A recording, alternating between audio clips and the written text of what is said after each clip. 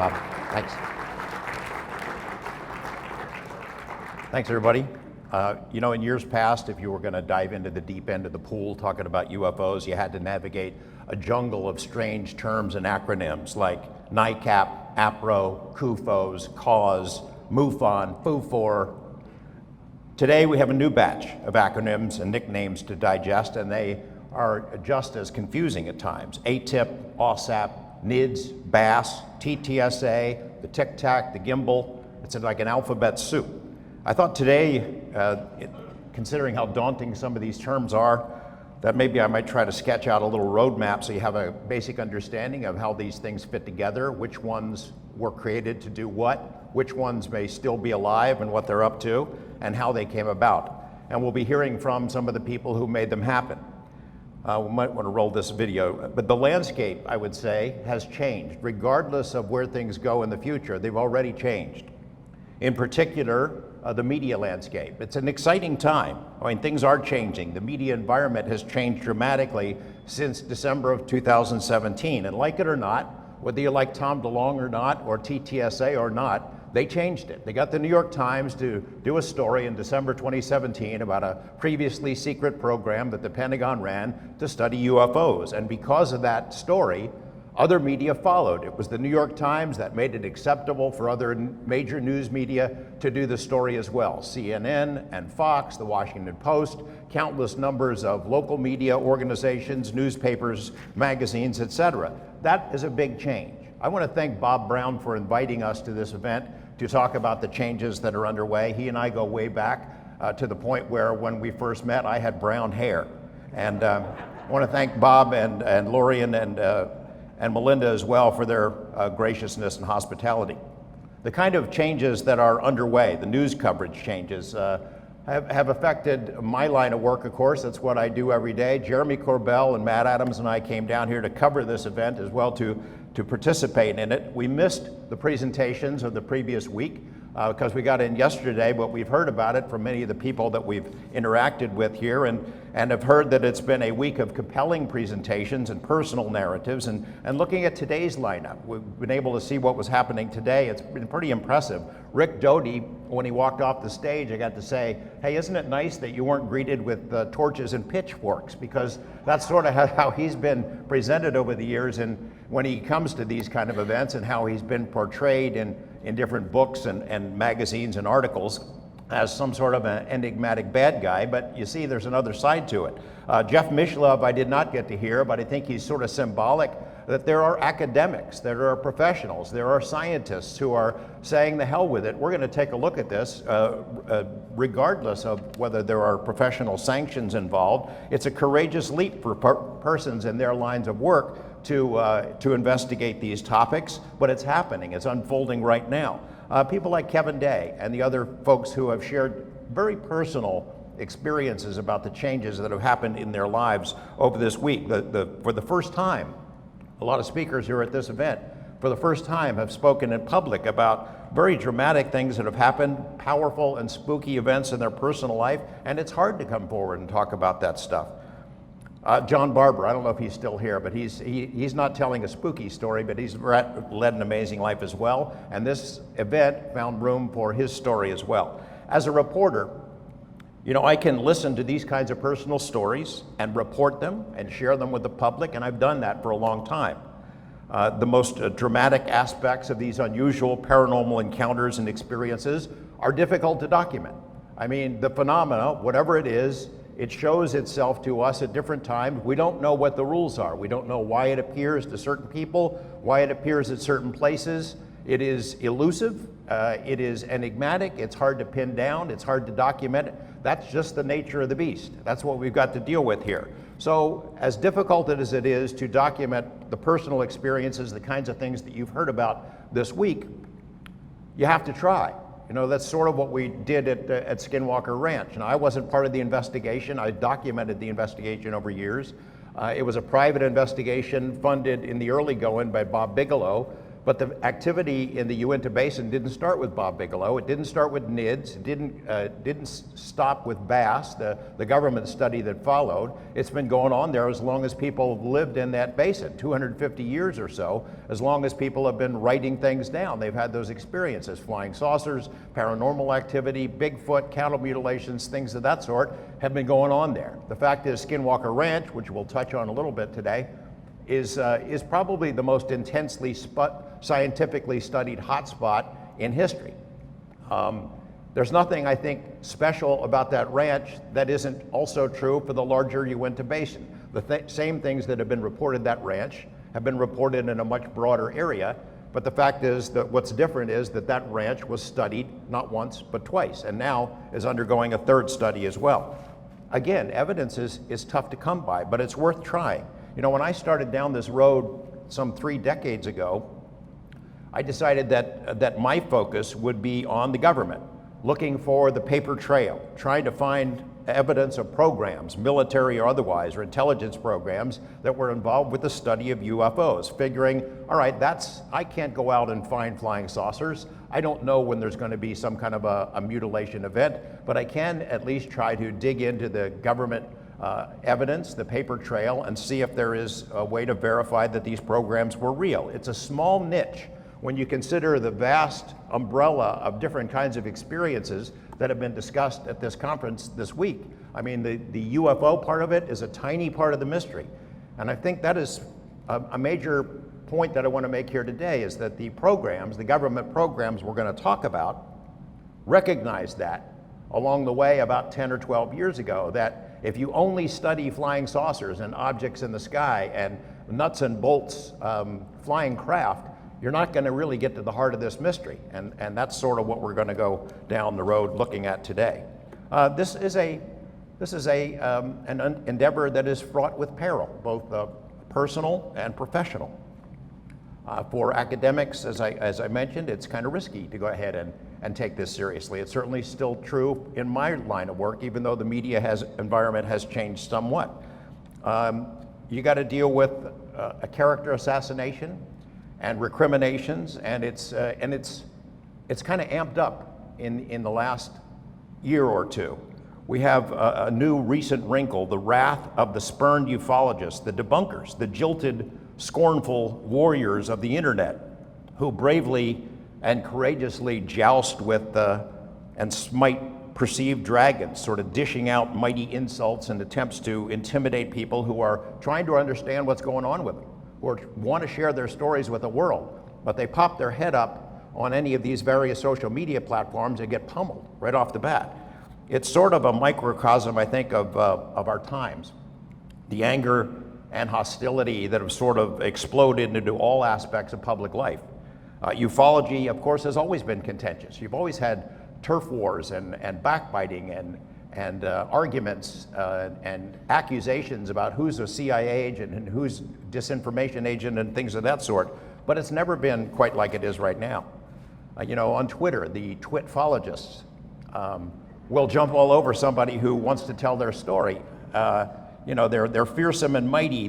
You tangle with them at your own peril. They pounce on anything or anyone who strays beyond the standards that they've carved into digital stone tablets. And then along with twitfology, there are the podfologists and the blogfologists and the all-around quintessentially, perpetually pissed off, mostly young men, the shankfologists, shank as in a knife, you know, happily will stick a digital shiv into your kidneys when you're not looking, if you disagree with them on some social platform. So I think everybody in this room has probably faced that to one degree or another. My personal feeling is that most of these folks would benefit greatly if they got a girlfriend or a boyfriend. I don't judge.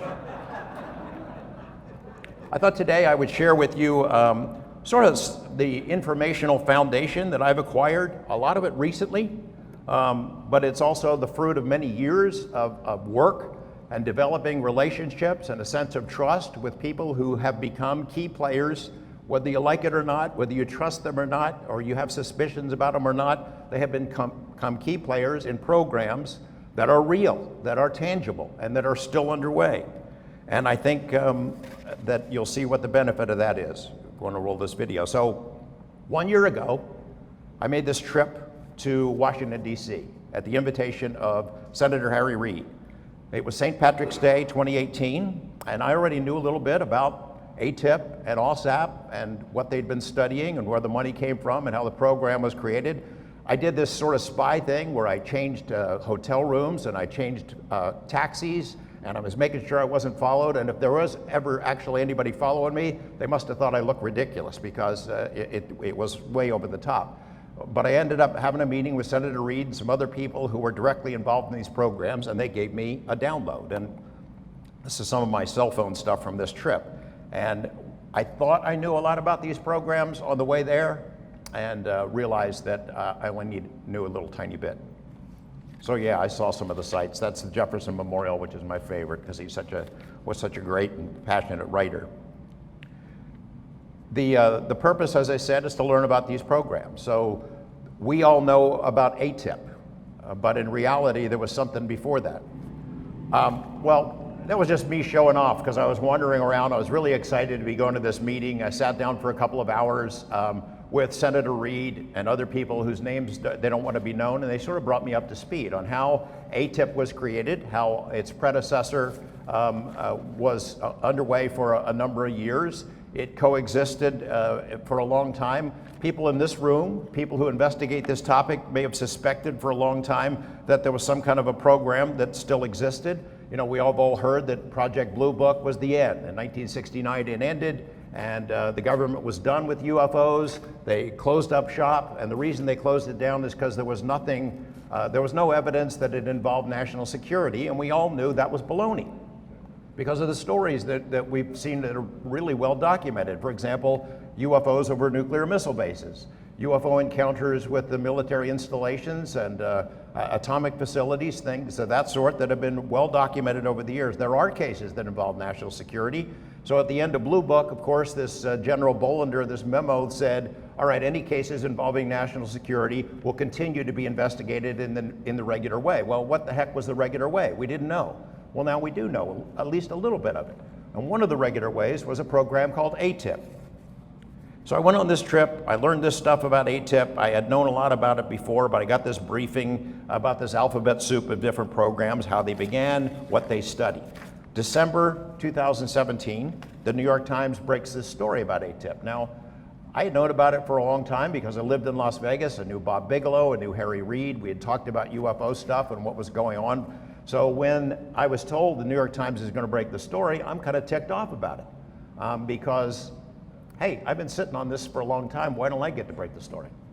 And they had to, one after another, just kind of gently remind me, you know, you're not the New York Times, which I had to admit that is true. And if I had done the story, the Times had said that they weren't going to do it if somebody else breaks it. So if I had done it, it'd be another story from a UFO reporter. The New York Times did it, and they changed everything. Because they did it, rival organizations did it. Some of them took shots at the New York Times because the Times had got the story and they didn't, which is sort of the way things work in journalism. But that story was accurate to a degree. But the story that it told was not the full story. ATIP that we know about, the ATIP that studies nuts and bolts saucers, cases of UFOs that have encounters with military units such as the USS Nimitz. That is studied by a group of people. Lou Elizondo was the head of it. It's not so much a program as it was a loose network of intelligence officials in different agencies, including the Air Force and the Navy, CIA, DIA, DARPA, might be a couple of other agencies, but a case would come in from any one of their units. It would be shared with this group of people, analysis would be done, evidence would be looked at, and then it's stashed in a drawer and nobody ever sees it. It's not passed up the chain of command. In 2007, that changed. And the guy one of the guys I met with in this meeting in Washington is the one who changed it. He had been in the same position that Lou Elizondo had been in.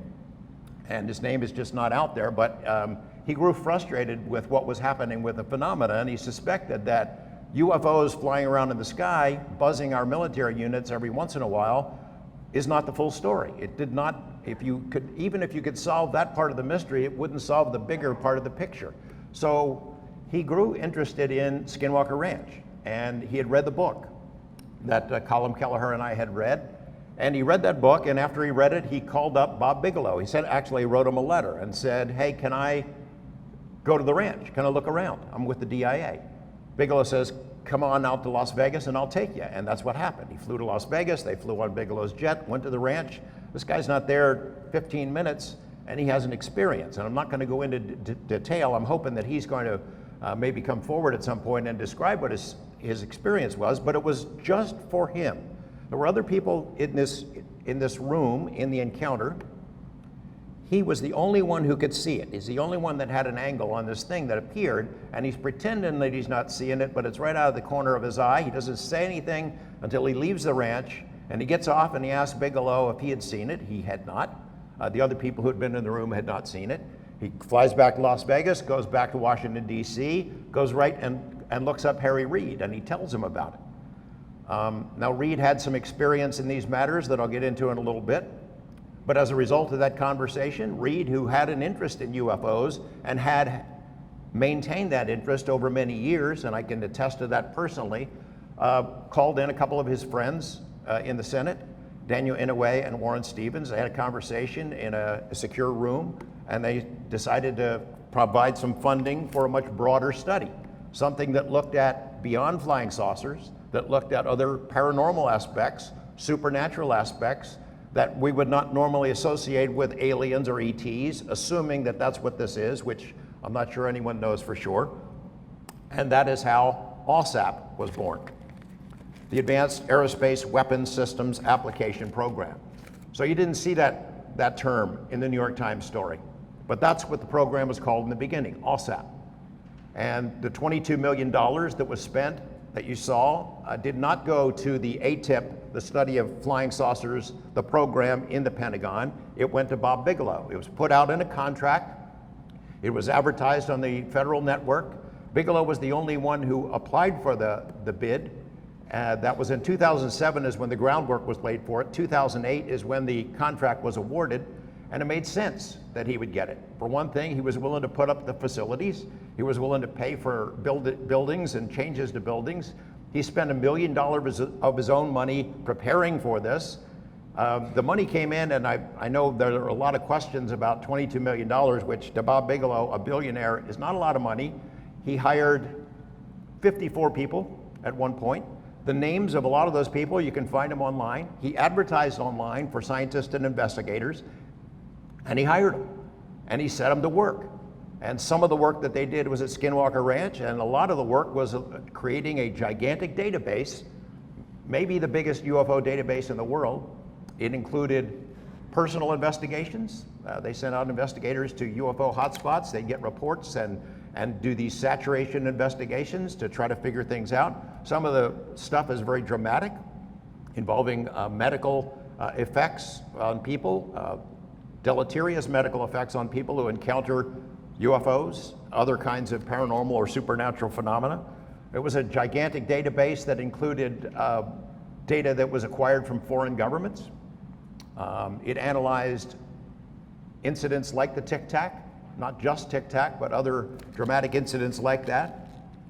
That went on for 3 years, and then the money was pulled. And it's unfortunate, because if that had gone on, if it had been allowed to continue, we might have some answers to some of these big questions that we're tackling now. The contract, as I said, was posted online in 2008.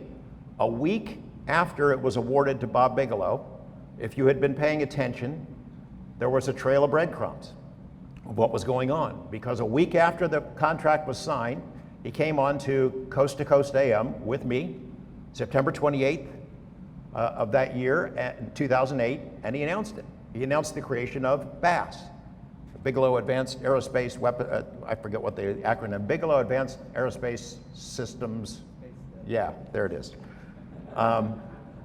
He announced it on the air, and he said on the air, it's to investigate UFOs and related phenomena. And he said, I've got a partner.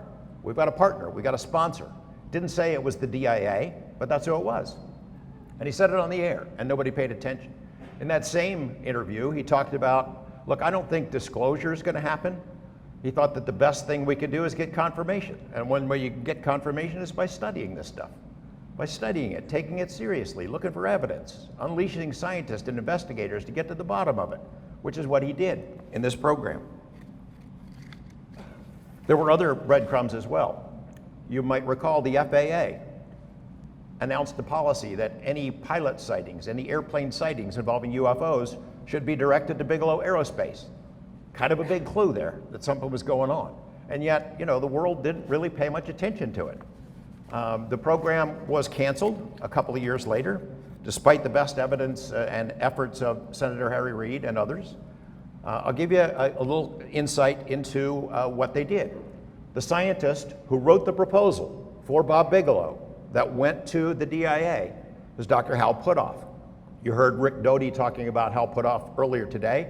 I guess in some quarters, Hal is controversial because he worked for the CIA and trying to develop protocols that became remote viewing. I think that is a courageous thing. And he's worked on a lot of other classified projects. He's had the highest security clearances in our country. Our government, our intelligence agencies, our military trust him. They trust him to do the right thing. They trust him and his team. He wrote the proposal was accepted, the contract was put out. Hal was the chief scientist in charge of the program, developing the protocols, what they would study, where the money would be spent, what kinds of investigative efforts they would do. Let's hear from Hal. This is a presentation he made in Las Vegas last summer. The third area, unidentified aerial phenomena, I have not published anything in. Why? Because the program I was involved in the Pentagon and in the intelligence community has been top secret, behind the scenes, and only recently has there been release of information about the program. And so this is the first chance that I've had a chance to actually appear before the public and speak about details of the program and not go to jail. Well, there's a twofold nature of the threat. First of all, you've got these advanced aerospace vehicles flying around that we don't know where they come from, who's driving them, what the intent is, possibly off-world even. But the future threat was actually, as far as the Department of Defense went, and the intelligence community, one of the greater concerns. What happens if potential adversaries achieve significant breakthroughs by getting hold of advanced technology, either based on their study of the phenomena or from sensor data or crash retrieved materials? Then that could provide a problem for the United States in the sense of threat. And there's reason to be concerned about that. Ex-Senate Majority Leader Harry Reid is the one who initiated the program. Top-rated F-18 pilots who encountered advanced aerospace vehicles at close range were permitted to come forward and tell their stories, which up till now they hadn't, because they didn't want to lose their flight status by reporting what they had found, at least publicly. And a number of significant Department of Defense and intelligence community officials have come forward to talk about the reality of this phenomena and the fact that there were programs going on. Well, one of the critical issues is that there's so much high-level security and compartmentalization in this subject area, and there's a lot of it. It's difficult for contractors to obtain expert opinions on advanced technologies because they would expose why they were interested. So I acted as a surrogate. I was contracted to commission mostly unclassified white papers from experts around the globe, where their particular aerospace-related subject areas would be in 2050, as like a general survey of aerospace futures. I decided this would be the best way to get the best knowledge we had across many technologies without actually exposing why we wanted to know. So I let out 38 contracts over a 2-year period. We'll talk about the 38 contracts in a moment. So the twitfologist, the podfologist, tee off on Hal Puthoff, and it is unbelievable to me. You know, this topic has screamed out for so many years. Why don't you tell us what's going on? Why doesn't our government take this seriously? Why don't we have scientists who have the courage to dig into this subject matter and investigate it and tell us what they find? Here's Hal Puthoff, who's been doing it for more than 30 years, studying UFOs, and he gets trashed every day by people in this subject matter. He worked for the CIA, you can't trust him. You know, you want scientists to do this stuff, you want men with his credentials to take a look at it and investigate it, and anyone who does gets beaten up about it. There aren't that many scientists to go around. I know maybe you're suspicious. There's Hal Puthoff, who worked with the CIA in remote viewing, then he worked with Bob Bigelow in NIDS, then he was involved in BASS, now he's with TTSA, Tom DeLonge's organization. You know, there's something fishy about that. Well, you know what? There aren't a whole lot of guys of his caliber who are willing to do this because they aren't willing to be beaten up by the folks who do this on a regular basis. So it's amazing the courage that he's had to stick with it. He's a brilliant guy who, as I said, has been trusted by our government with its most sensitive secrets for a long time, but he's not quite good enough for ufology. You know, tough standards here, tough crowd. He mentioned about the 38 papers, so we got a list. Matt and I broke this story out last summer. I was able to obtain the list of the 38 papers. These were written for the DIA. It's sort of the public face of what this program was. Hal Puthoff had asked the scientists who he contacted to look at different aspects, look 40 years into the future of aerospace and aviation. Imagine what we might be able to do. Don't have to mention UFOs, but we're using them as an example. The kind of technology that we know is possible because somebody else has got it. Who the somebody else is, we don't quite know, but we've seen the evidence of it. Our defense agencies have seen it. They've got it in vaults, they've got video, they've got radar sightings, they got a mountain of evidence that suggests that this stuff is real. And so he tasked these different scientists, paid them some money to look at different aspects of it. Cloaking experimentation. One of the papers that we've made public deals with tracking hypervelocity objects in space. It doesn't say it's UFOs. And you could argue, well, that seems to be a waste of money, far out Star Trek type stuff. What value is that? Until you realize that was 10, 12 years ago when they're doing these studies. Within the last 6 months, the Russian military has boasted they've got hypervelocity missiles now that cannot be tracked, that they're impenetrable, that we cannot stop them. It gives them a first strike capability. It'd be nice to have some technology that could track hypervelocity objects. That's what this program was working on. Under the umbrella of UFOs, unknown objects that travel really fast through space, how could we track them? It seems like a good idea.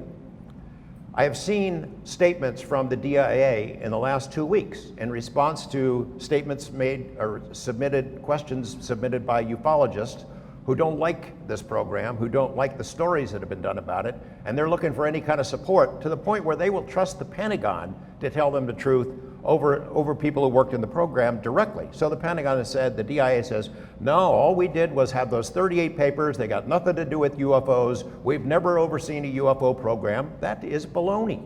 It's just baloney. That is why the program was created. It's what the program did. 38 papers is a tiny portion of what that study did. As I mentioned, those 38 people who wrote those papers, not actually 38, it's about 33, because some of them wrote more than one, they were contracted out to do those one assignments. But there were 54 full-time employees working at Bigelow Aerospace investigating UFO cases and paranormal cases and Skinwalker Ranch. And your tax dollars were paying for it. And they accumulated this giant database. They were boots on the ground, out in the field, did some amazing investigations. Whether or not we will ever see that material, I don't know. But for the DIA to say it doesn't exist, and for the Pentagon to say it's not there and this never happened, is baloney. And it just goes back to show you what we heard from Project Blue Book and Project Sign and Project Grudge, what the FBI and CIA would have told us about UFOs before there was a FOIA, before it existed. You asked them for their UFO files, they laughed at you. We don't study that stuff, we don't have any of that. FOIA becomes the law of the land in 1976, and those agencies were forced to cough up thousands and thousands of pages. They wrote memos in those days, the Defense Department, about UFOs, never figured there would be a FOIA, never figured they'd be seen by the public, in which they would candidly discuss this stuff. And they said, this is real, it's from somewhere else, it's not ours, it's not Russians, it can do things we can't do. That was true. When they could confer in what was then private, They were very candid about it. When FOIA existed, then it became a lot harder to get this information. I don't know if these files will ever come out. There are thousands of FOIA requests in right now to get them. I'm one of them. I have been able to acquire some of the material, and when I get it, I put it out to the public. And again, the tweetologists have problems with it. Too bad. So the program, Hal was the chief scientist. He picked out which topics to be covered, which scientists would do that. There were other managers, program managers, both on the East Coast and in Las Vegas, who hired the investigators, oversaw the investigations. There was interaction with Lou Elizondo's program. We now call that ATIP. Then I don't know what the name of it was, but there was interaction between those organizations. He would check in with the OSAP study about what they were doing on some cases because they intersected. But that was not part of what came to be known as ATIP. His organization was separate. This was the Bigelow organization, BASS, a different program with a much broader focus than UFOs. And it continued for a couple of years. The guy who made it happen is Harry Reid. Now I have heard twitologists, say, well, Harry Reid doesn't strike me as somebody who's interested in UFOs. Oh, you know Harry Reid, do you? You talk to Harry Reid a lot? You know what he's interested in UFOs is not on the list? Well, that's baloney. I'll just tell you a little side story. Back when I first met Bob Lazar, since 1989, the first person outside of our newsroom that I told about it was Harry Reid. And I remember we were in a limousine. He was on his way to McCarran Airport to fly back to Washington, and I told him this story. Senator, I know you are on appropriations committees. You're involved in getting funding for Nellis and Area 51, and you're interested in national security issues. This is a heck of a story here, and I wanted to tell you about it. He said, I'm interested in that. I'll check into it. It started a dialogue between he and I that lasted for more than 30 years, that continues to this day. He was not out in front about it. He's not crazy. He's a canny, smart politician. He knows this is not a winner for politicians any more than it's a winner for reporters, because you get nothing but grief for covering this. And he certainly wanted to be reelected and not be smeared as the UFO senator, so he kept it quiet. But when I would go to Washington, Matt and I would go to interview him once a year or so, we would always go to the side and have a conversation about UFOs, and it drove his staff crazy. But he would help me from time to time. He would help me get documents. Congressional Research Service had done a really massive study of UFOs that it would give to elected members of Congress, and I'd never seen it before, and I don't think ufology had seen it before, and he got it for me. In 1995, Bob Bigelow grew frustrated with the UFO organizations of the time. He had offered them a bunch of money if they would shape up and do actual investigations, and it fell through. So he decided to create his own organization, NIDS, the National Institute for Discovery Science. And he put together this world-class science advisory board. You've heard some of the names here today. Hal Puthoff was one of them. Jacques Vallée was one of them. Kit Green was one of them. Dr. Edgar Mitchell, sixth man to walk on the moon, and a brilliant scientist, was one of them. There was another astronaut, another member of Congress, just an amazing group of people. And they were willing to put their reputations on the line to study these issues, to take their own time and come to Las Vegas and analyze these papers and hear presentations. I once made a presentation to them about Russian UFO material. And I told Harry Reid about it in 1995 when NIDS first got going, and he said, hey, you think I could go to one of these meetings? And I said, I'll ask. Sure enough, he goes to the meeting. There was a dinner, and he sat in. I think he went to more than one, and he was hooked. And he and Bigelow started a dialogue about UFOs. In, I think, 1997, I went to Washington to do a story about the Space Chimps. The Space Chimps were the chimpanzees that had been raised to go into space instead of astronauts. It was less dangerous, they figured, to send a monkey or an ape instead of a human. So they had these chimps, and by the late 90s, the chimps were no longer needed, so they and their offspring were shipped off to this medical research facility in New Mexico.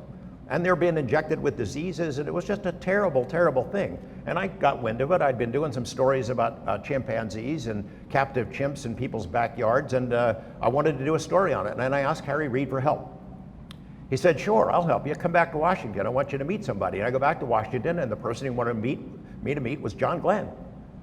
And John Glenn was interested in UFOs, and he'd had a conversation with Harry Reid about it before, and we had a conversation about it then, so long as I kept it quiet, which I did. And so the seeds had been planted for a long time with Harry Reid.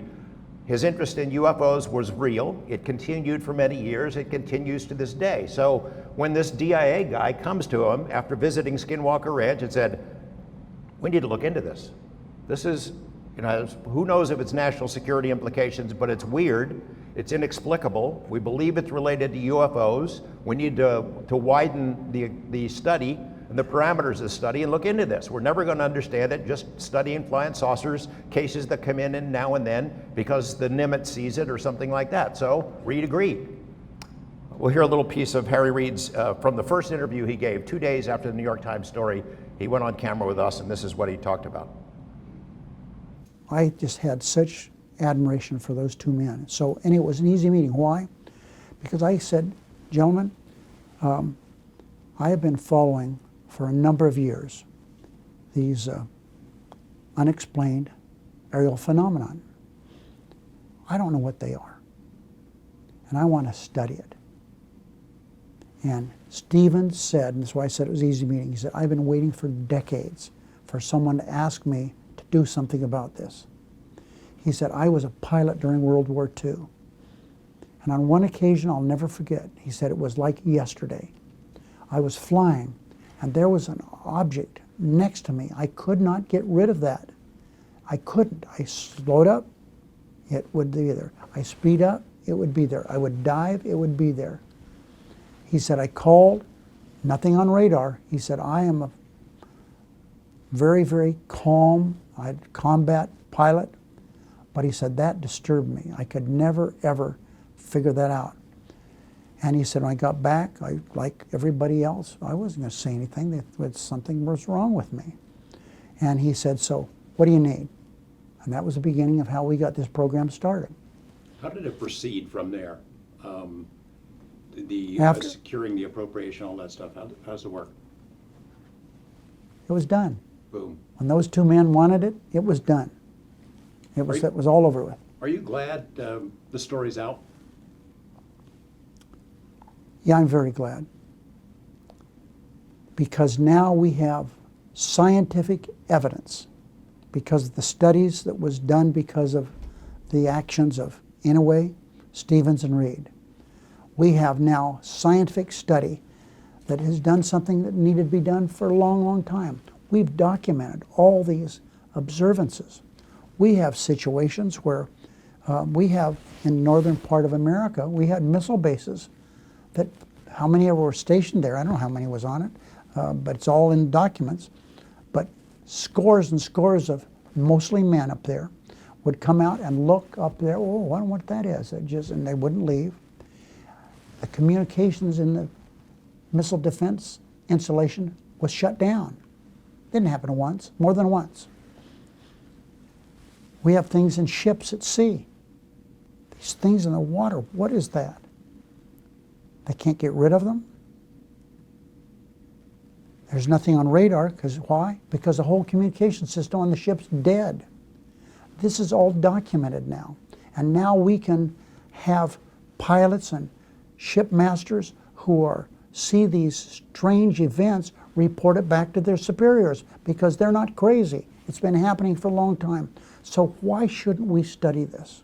So Harry Reid was fired up about it. After the New York Times story came out, and once it was out and he could talk about it, he was fired up. And he had vowed, his phone starts ringing off the hook, members of Congress, former colleagues, I didn't know you were interested in that. How can we help?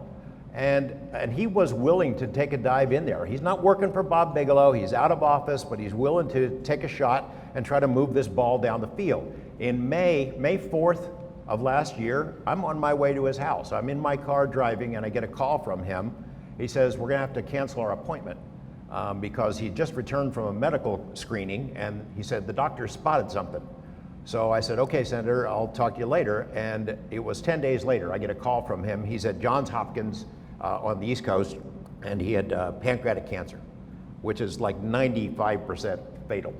And so he had an operation. I said, the world's gonna wanna know about this. I'm not telling anybody if you don't want it out, but we should have it. He said, wait till I get out of surgery and then you can let it go. And I did. I let it slip, and that was a big story.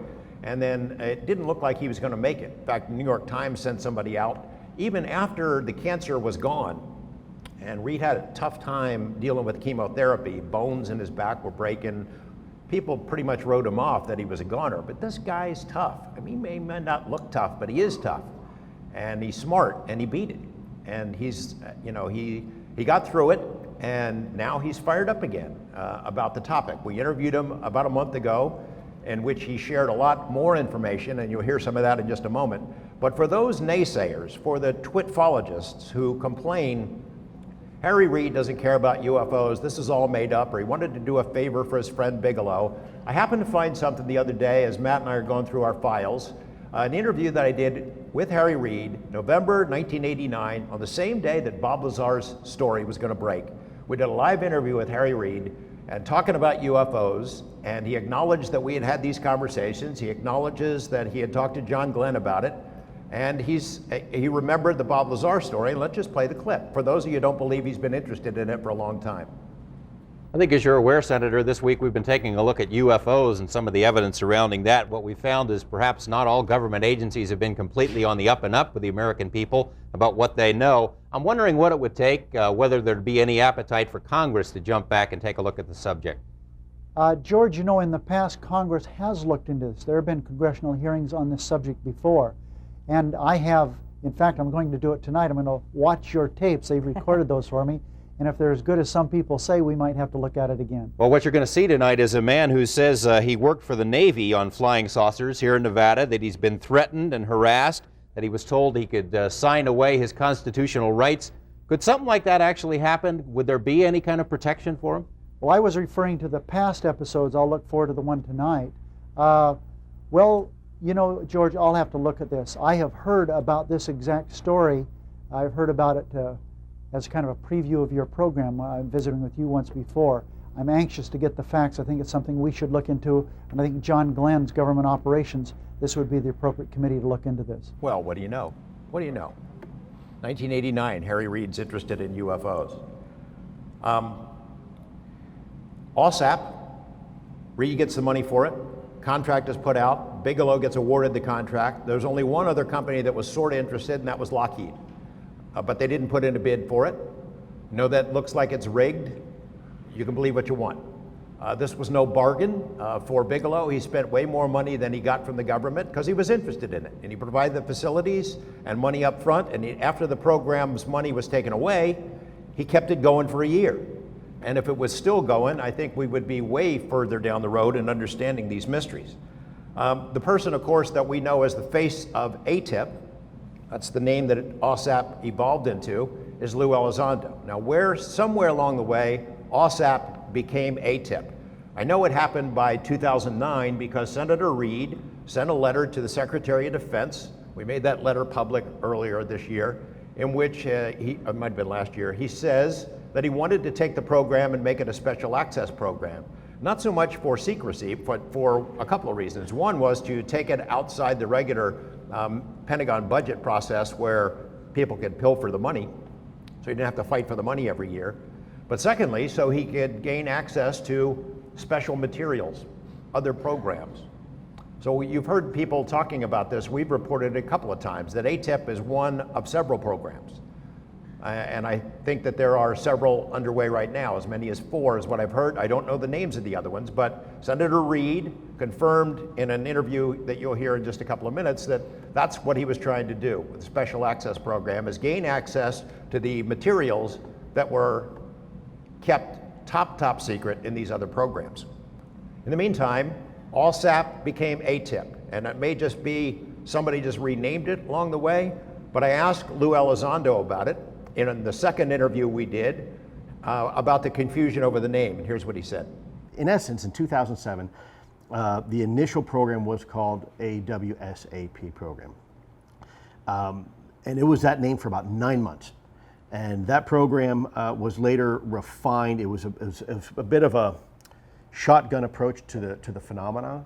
So it included a lot of stuff in this program on trying to figure out how these things fly and where they're coming out of, where they're going, and things like that. When I came into the program, the name had just been changed to AATIP, Advanced Aerospace Threat Identification Program, ATIP. Not Advanced Aviation, Advanced Aerospace. I know people keep saying it's Advanced Aviation. It's not, and eventually that'll come out too, and people will realize that's not the name. It's Advanced Aerospace Threat Identification Program. And so when I came in, the name ATIP had already been issued, and that's what it was being referred to as. Now, whether it was not a nickname or a formal name, it was a formal name for us. It was briefed as ATIP. But if people want to, argue about semantics and they want to say it was a nickname, that's fine. But it wasn't really a nickname, at least not for me and the guys and the gals that were working with me. So it was ATIP, and that's how we briefed it. But anyways, that focus was really on the more of the nuts and bolts, looking at what it is and how does it work, right? And as I've said before many times, that was our focus, and that was ATIP's focus. So we went from a broad kind of spotlight approach to more of a narrowly focused laser approach, trying to figure out pieces of this, because it was just too much of the elephant to eat in one bite, frankly, in my opinion anyways. Could be wrong, but looking at now, hindsight being 2020, the AWSAP program, given the resources, $22 million would never be enough to really follow down each and every rabbit hole to do this conclusively, in my opinion anyways. So it was refocused to ATIP. I took over in 2010. The program continued to go as ATIP. 2012, that initial 5-year funding dried up, so we were issued more funding in 2013, 2014. Unfortunately, the verbiage in the way it was written in the bill, that when it finally came out, another office in the Pentagon took our money. So Lou Elizondo leaves a really good job. He goes out on a limb, he resigns. He ends up going to work for Tom DeLonge, to the stars. He stands on a stage in October of 2017 and says, I was at the Pentagon, I was in charge of this UFO study, it's real. And almost no one paid any attention until a couple of months later, New York Times does the story, and then the whole world paid attention. And of course, ufologists dumped all over him. Well, he's an intelligence agent, you can't trust him because he's telling you what? Exactly what you've been asking for scientists and the government to come clean, that the UFOs is a real security issue, that it should be taken seriously. It's as John Alexander put it, ufology can't take yes for an answer.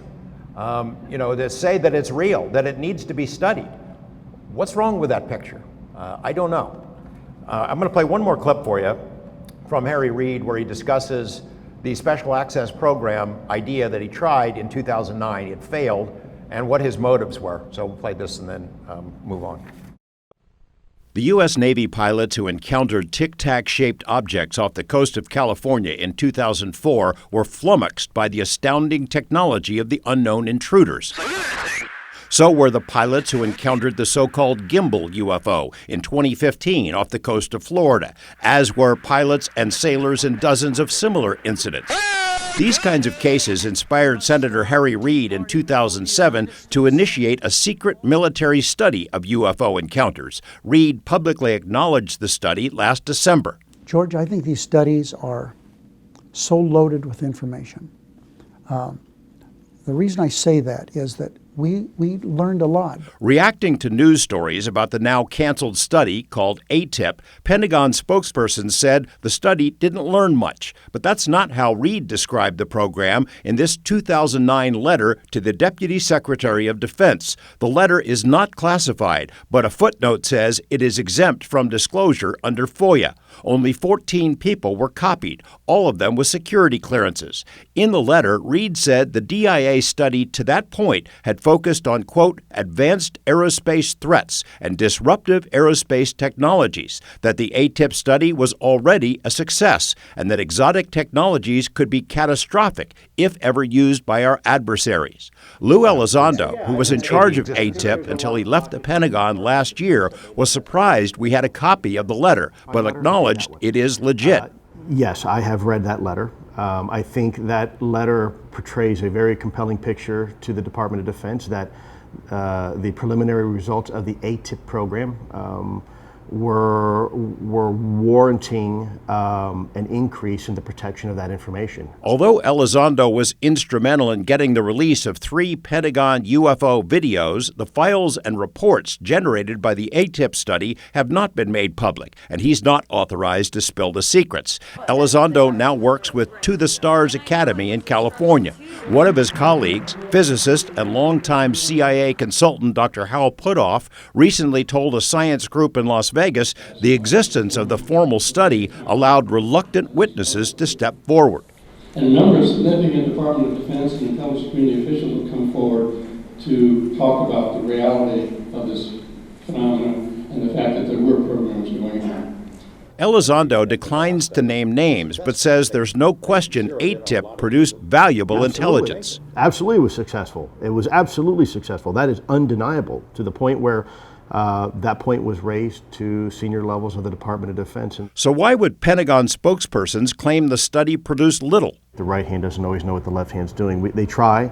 I don't think it's deliberate or on purpose. I don't think it's a misinformation campaign. Senator Reid told us he hopes some of his former colleagues in Congress are paying attention and that they'll authorize a resumption or expansion of the study. So the thing is, when people say, it's birds, it's a flare, that's jet exhaust or something, I mean, that's a serious thing, because you're talking about our best pilots in our best planes. And it's not just one pilot or 2 pilots, it was a bunch of pilots that saw them. With the Gimble incidents, there were 24 of those in 2015. This is not ancient history. We're talking about 2015 off the coast of Virginia and off the coast of Florida, and it seemed to be accelerating. That's enough to get their attention, the attention of the Department of Defense. Yet we are faced with statements from the Pentagon in the last couple of weeks. We never studied UFOs. We don't know what you're talking about. 38 papers, that's all that was produced. We didn't release those videos. Well, they're not telling you the truth.